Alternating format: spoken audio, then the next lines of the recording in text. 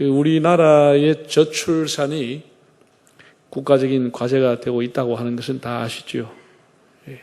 한때 어린이 출생자가 100만 명을 넘었는데 지금은 35만 명 조금 넘기고 있습니다.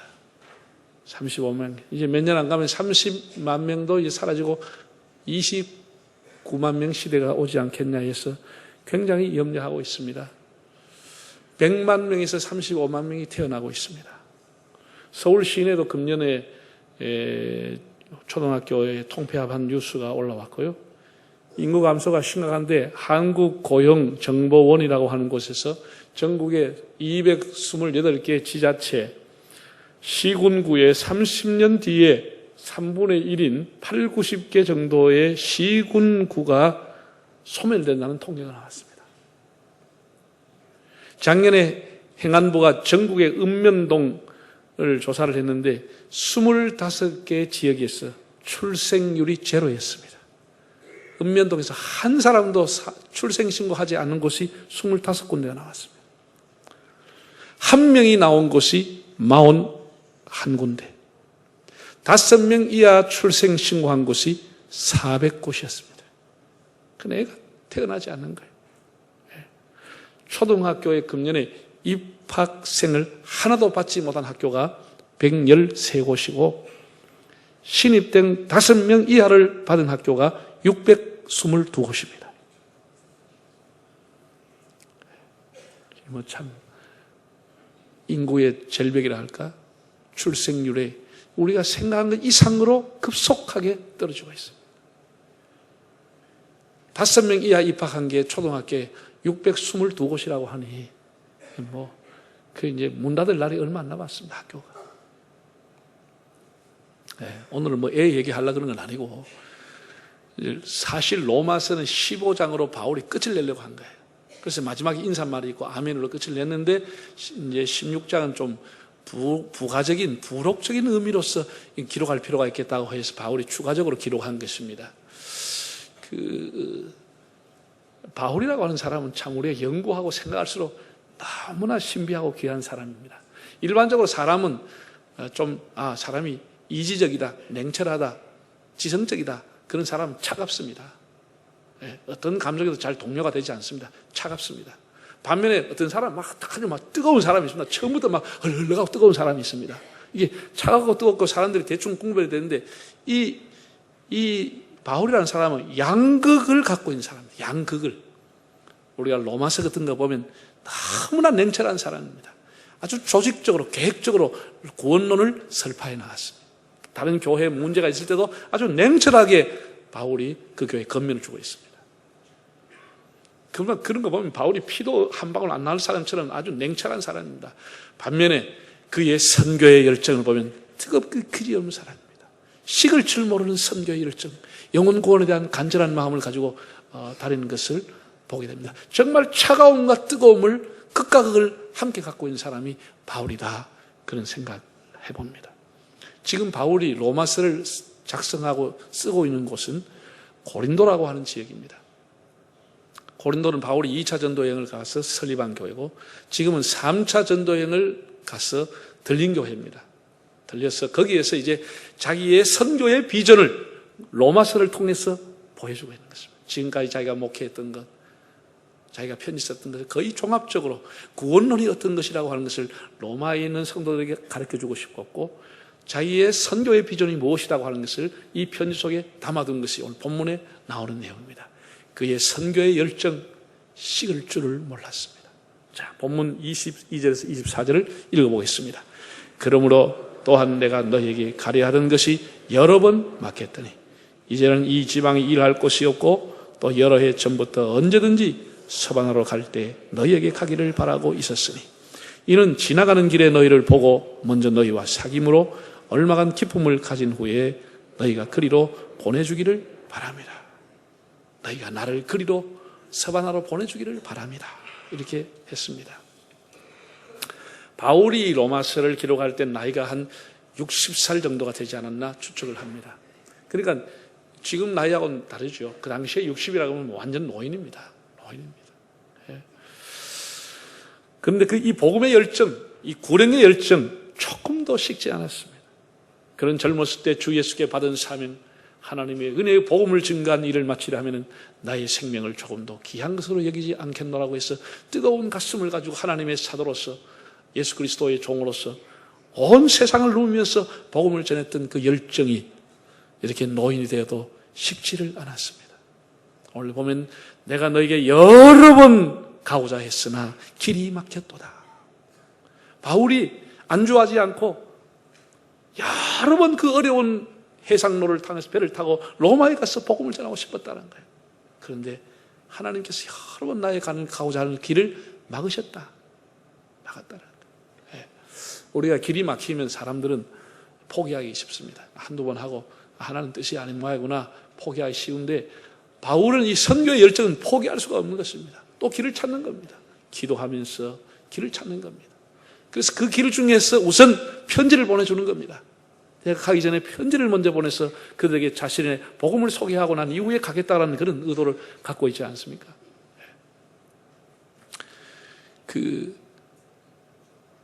사람이 이렇게 자꾸 길이 막힐 때는 기다려야 되는 겁니다.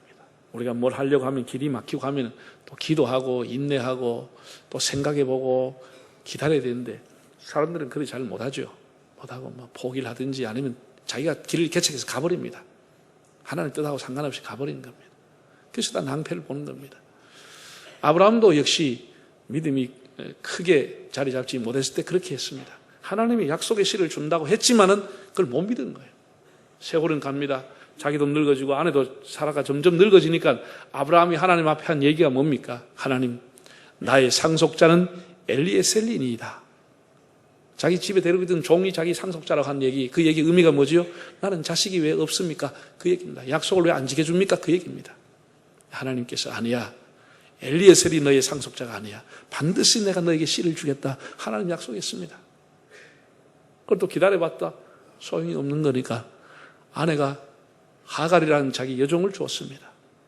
그래서 아브라함이 하갈을 통해서 이스마엘을 생산했습니다. 참 기가 막힌 얘기죠. 여러분, 이스마엘이 아랍인의 원조 아닙니까? 조상 아닙니까? 수천 년 동안 아랍과 유대인이 이렇게 뼛속의 원수까지 싸우는 갈등을 갖게 되는 씨앗이 아브라함에서 나오는 겁니다. 아브라함이 기다리지 못한 거예요. 제가 한 20년 전에 설교집 한 권을 사가 있는데 그 목사님이 이제 고인이 됐습니다. 그 설교집 이번에도 이사가면서 안 버리고 놔뒀습니다. 설교 제목을 내가 보려고. 설교 제목이 아주 좋은 제목입니다. 한번 따라 할까요? 기다리면 이삭, 서두르면 이스마엘. 그분이 설교 제목이에요. 기다리면 이삭이 나온다는 거예요. 하나님 반드시 약속을 지킨다는 거예요. 서두르면 이스마엘이 와서 인생에 엄청난 갈등이 온다는 거예요. 그 책 제목이 제가 좋아서 제 서재에 꼽아놓았습니다. 여러 번 가고자 했는데 로마를 향한 뜨거운 열정, 선교를 힘을 가지고 있었는데 하나님이 길을 막았지 못 가고 있는데 반드시 간다. 그런 얘기입니다. 그 다음에 또 그가 가야 될 이유 중에 하나가 이 지방에 일할 곳이 없고 그랬습니다. 이 지방이라는 게 지금 편지를 쓰고 있는 고린도에서 그가 2번이나 와서 복음을 전했습니다. 우리가 오해하면 그럼 고린도 사람들이 100% 복음화 됐느냐? 할 일이 없다고 하는 것 그런 얘기는 아니고요. 그런 얘기는 아닙니다. 바울은 복음화가 뭐 20% 되든 100% 되든 이것보다도 교회가 없는 곳에 빨리 가서 교회를 세우고 하나님 복음을 전하는 것이 그에게 중요한 것이었습니다. 그래서 바울의 교회 개척관을 보면 일단 가서 복음을 전합니다. 예수 그리스도를 소개합니다. 거기에서 지남철처럼 딸려오는 사람이 있으면 그 집을 가든지 그 지역의 사람들이 모여서 예배할 수 있는 공동체를 만듭니다. 그래서 거기에서 어느 정도의 양육을 하고 예수 그리스도의 복음을 소개하고는 거기에 있는 사람을 장로로 세우든지 아니면 훈련된 사람을 거기에 파송을 하든지 하고는 자기는 떠나버립니다. 그 교회를 하나님께 맡겨버리고 떠나버리는 거예요. 바울의 이 교회관, 개척관을 자기는 남의 터 위에 세우지 않는 것이 첫째고 그리고 어느 정도 교육을 하면은 사람에게 위임하고 떠나는 겁니다. 그 바울이 가지고 있는 교회관이었습니다.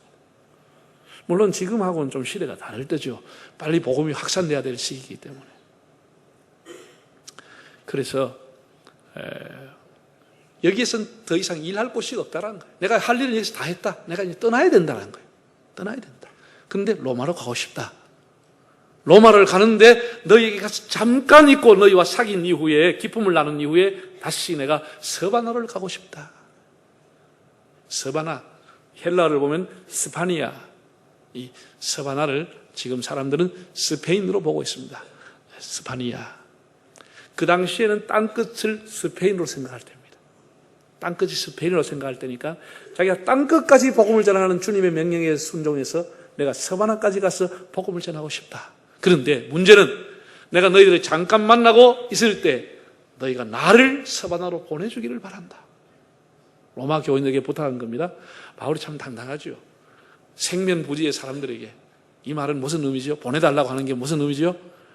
내가 갈 모든 여비와 선교 비용을 로마 교회가 되어주기를 바란다. 그 얘기입니다. 그런 자기의 탐욕을 위해서, 자기의 무슨 이기심을 위해서 선교비를 요청한 것이 아니고 서바나에 가서 복음을 전하는 경비를 로마 교회가 되어주기를 바란다. 그런 편지의 내용을 쓰게 된 겁니다.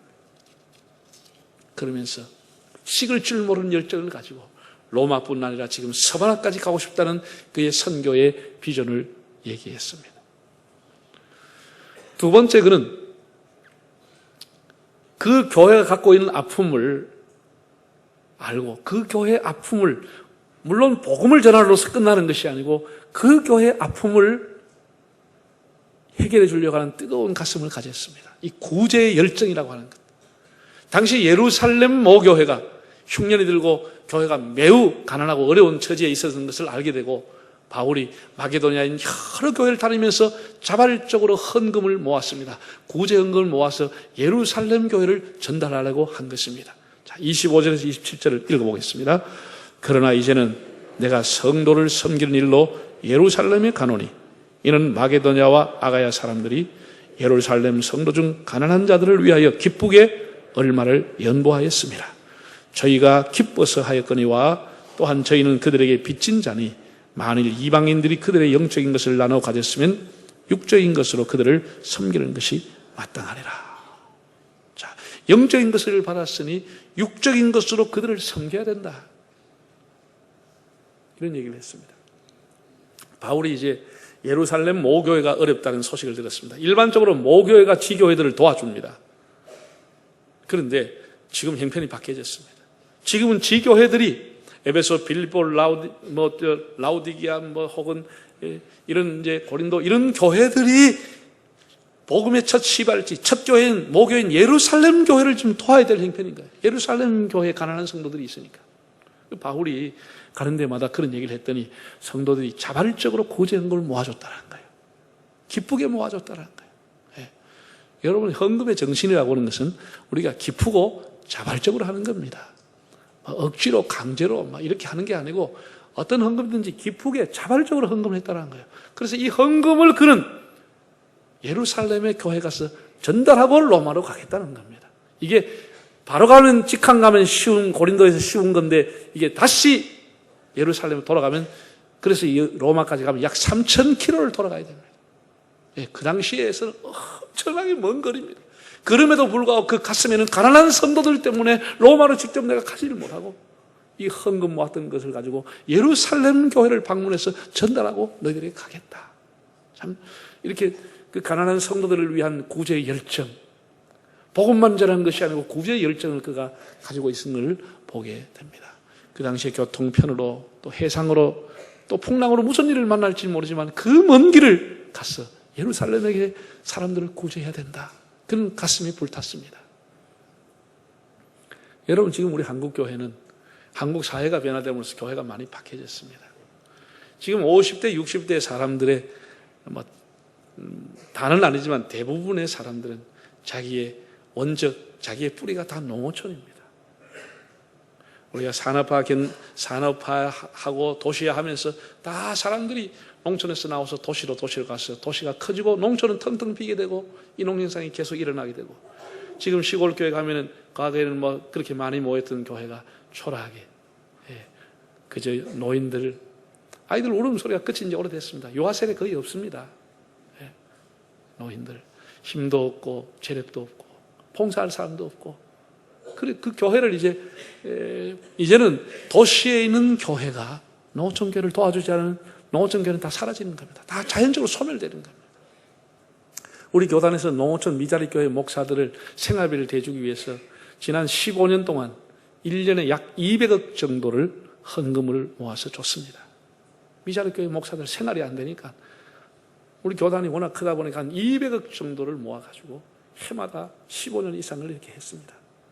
그래도 그나마 도시에 있는 교회들 중에는 자립하는 교회가 생기는데 농어촌 교회는 자립이 안 되는 거예요. 인간적인 생각은 예수님 오실 때까지 미자립입니다. 그거 어떻게 하겠어요? 어머니들이 무슨 힘이 있습니까? 10년 간다고 되는 게 아닙니다. 자, 이런 환경이 있습니다. 그래서 이제 목사님들의 농어촌 교회를 섬기는 목사님들의 이 사고와 목회 마인드가 바뀌어져야 된다는 생각입니다. 이제는 우리가 좀 더 관심을 가지고 농어촌 교회, 우리의 뿌리였던 교회를 좀 도와준 일에 우리가 관심을 가져야 되겠다, 그런 생각이 듭니다. 그러니까 영적인 은혜를 받았기 때문에, 예루살렘 교회가 모교이기 때문에 육적으로 우리가 갚아줘야 되는 것이 마땅하지 않겠느냐, 바울이 그런 얘기를 한 것입니다. 초기 우리 한국 교회도 여러분 얼마나 해외교로부터 구호물자를 많이 받아왔습니까? 그 선교사님들이 그 해외에서 받아오는 구호물자를 가지고 혹은 구제금을 가지고 후원금을 가지고 학교를 짓고 병원을 짓고 과학원과 여러 시설과 단체를 지었습니다. 그 짓고는 그분들이 1970년 중반에 한국을 떠날 때, 이제 더 이상 선교사가 필요 없다고 판단하고 떠날 때 우리 한국 교회에다가, 교단에다가 다 재산을 100% 이양하고 갔습니다. 하나도 권리를 주장하지 않고 그냥 교단에 헌납하고 갔습니다. 그 이후에 이양받았던 한국교회 목사와 장로들 중에 부패한 사람들이 그를 사유화시키고 정관을 고쳐서, 그리고 부실하게 운영을 하고 돈 버는 사람이 주인처럼 빼먹으면서 많은 기독교의 재단들이 불신자에게 팔려가거나 매각이 됐어. 자기들이 그것을 지을 때는 이런 한 푼 기여하지 않았던 사람들이 여러 가지 이유로 정가를 고치며 사유화시켜가고 있는 것이 현재 우리의 안타까운 모습들입니다. 우리가 세계 지금 2만 5천 명의 선교사들이 나가 있습니다. 한국교회가 수많은 후원을 했습니다. 수많게 후원했어요. 그 돈만 가져도 엄청난 돈으로 병원을 짓고 학교를 짓고 예배당을 지어서 수많은 성사를 지금 도와주고 있습니다. 다달이 그의 생활비를 대주면 도와주고 있습니다. 그 나라가 흥왕하고 복음으로 어느 정도 서면은 그들이 다 귀국할 수밖에 없고, 나이가 되면 귀국할 수밖에 없습니다. 하나도 재산 가져오지 못합니다. 그러나 확실한 것은 그들이 믿음으로 사람들을 제자 훈련하고 가르쳤다고 하면 그들이 한국교회에서 줬던 재산과 그 모든 것을 지켜주리라고 우리는 믿고 있습니다.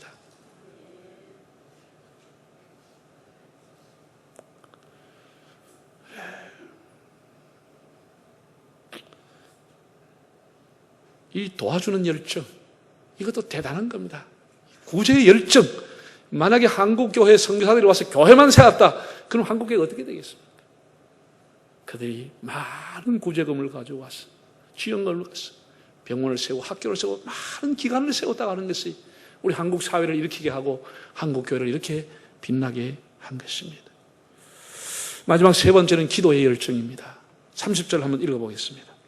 형제들아, 내가 우리 주 예수 그리스도와 성령의 사랑으로 말미암아 너희를 권하노니 너희 기도에 나와 힘을 같이하여 나를 위하여 하나님께 빌어. 나를 위하여 하나님께 빌어. 바울은 어디를 가든지 스스로가 기도했고 기도의 후원을 받았던 사람입니다. 그런 고린도 교회와 에베소 교회, 빌립보 교회들에게 나를 위해서 기도해 주시오. 담대하게 복음을 전할 수 있도록 나를 위해 기도해 달라고, 사자들의 손에서 나를 구원해 달라고 기도해 달라고 기도의 부탁을 했습니다. 이 고린도 교회도 역시 그는 나를 위해서 빌어달라. 내가 서바나까지 복음을 전할 수 있도록 나를 위해 기도해 달라. 자신의 무능함, 자신의 연약함, 자기의 부족함을 고백하면서 나를 위해 기도해 달라고 당부했습니다. 현대 선교의 아버지라고 불리는 윌리엄 켈이라고 하는 선교사가 있습니다. 영국 사람으로서 1800년대 초에 인도에 가서 복음을 전했던 사람입니다. 인도라는 힌두교라고 하는 문화가 오랫동안 뿌리내리는 곳에 가서 선교사로서 가서 복음을 전하는데 많은 사람이 쫓겨나고 매를 맞고 그냥 핍박을 받고 했지만 물러서지 않고 40년 동안 인도 선교를 하면서 많은 곳에 교회를 세웠지만 그가 남긴 특별한 업적은 인도가 워낙 나라가 크니까 인도에서 통용되고 있는 세 가지의 언어를 통달해가지고 세 가지의 언어로서 신구약 성경을 다 번역해 놓았습니다. 인도말로. 엄청난 일을 했습니다. 사람이 평생 사역에서 한 가지 언어로 번역하기 어려운데 세 가지 언어를 통달해서 세 가지 성경을 완간했던 사람. 그래서 사람들은 그를 가리켜서 근대 선교의 아버지다 이렇게 불러줍니다. 윌리엄 캐리, 그가 모든 사역을 마치고 귀국에서 돌아와서 한 얘기입니다. 내가 이렇게 기적적으로 사역을 할 수 있었던 것, 내 힘이 아니고 나를 위해 기도해 주는 사람이 있었다 하면서 자기 누나를 소개했습니다. 장애로 있는 자기 누나가 50년 동안 침상에 병상에서 내려오지 못하고 병상에 누워서 먹고 자고 하는 자기의 누나가 50년 동안 동생 윌리엄 캐리를 위해서 기도했다라는 거예요. 그 기도가 이렇게 열매를 맺었다. 여러분 선교사를 위해 기도해 주시오 라고 당부했습니다.